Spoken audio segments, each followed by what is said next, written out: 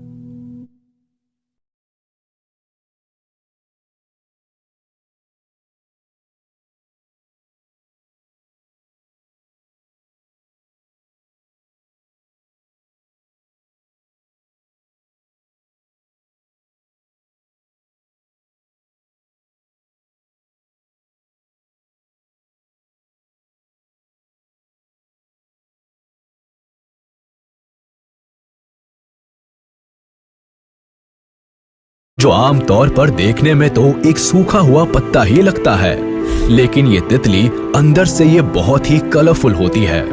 जंगलों में इनको ढूंढना काफी मुश्किल भरा काम होता है। ओक लीफ बटरफ्लाई आमतौर पर